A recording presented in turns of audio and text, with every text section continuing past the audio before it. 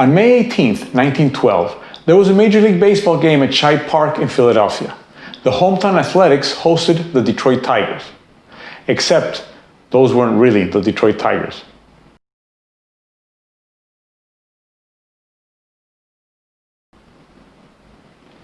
Any list of the best baseball players of all time would be incomplete without Ty Cobb somewhere in the top 5.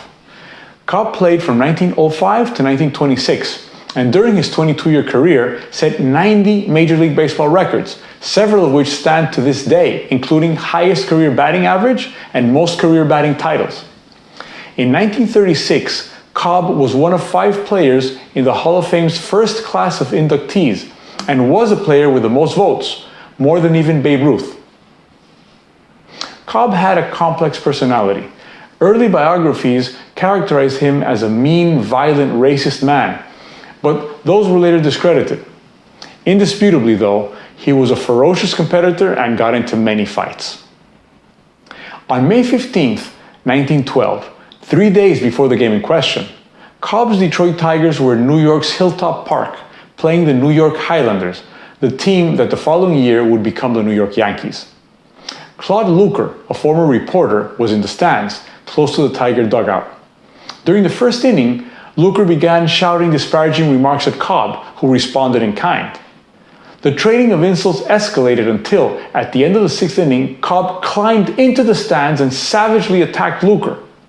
To make things worse, Luker had lost one complete hand and 3 fingers of the other in an industrial accident. Onlookers shouted at Cobb to stop pummeling Luker because the man had no hands. Cobb retorted, "I don't care if he got no feet." Unfortunately for Cobb, American League President Ban Johnson was in the stands at Hilltop Park that day. Aghast at the horrific incident, Johnson suspended Cobb from baseball indefinitely. The Tigers played the next game without Cobb, but after the game, 16 Tiger players voted to strike in protest of Cobb's suspension. They would not take the field, they declared, until Cobb was reinstated. League President Ban Johnson got wind of the threatened walk-off. He told Detroit owner Frank Navin that he would fine the Tigers $5,000 for each game for which they failed to field a team. Navin panicked. He couldn't afford even one $5,000 fine. He ordered Tigers manager Hugh Jennings to find some replacements in case the players actually walked off. At this point, the Tigers had traveled to Philadelphia to start a series against the Athletics. Jennings went all over town, offering $25 per game to whoever would play for the Tigers and $50 per game to whoever would pitch. He was able to recruit 7 position players and 1 pitcher, Alan Travers, a 20-year-old junior at St. Joseph College. So, we come to May 18th, Shibe Park in Philadelphia. Jennings' recruits were sitting in the bleachers on standby. At 2:30 p.m. game time, the Tigers, including Ty Cobb, went on the field. Umpire Ed Perrine waved Cobb off the field. Cobb stalked off. The rest of the Tigers, as promised, followed him. They returned to the clubhouse and removed their uniforms. Jennings signaled to his recruits. They left the bleachers and went into the clubhouse. They put on the uniforms the striking players had just taken off and took the field.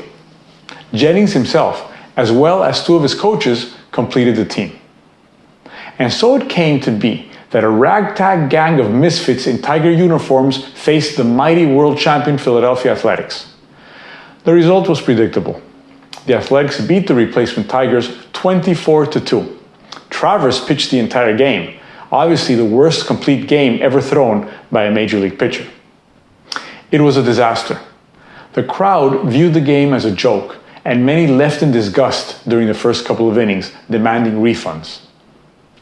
Johnson, the American League president, called a mandatory meeting with the Tigers players and informed them that if they continued this strike for even one more day, they would be banned from baseball for life.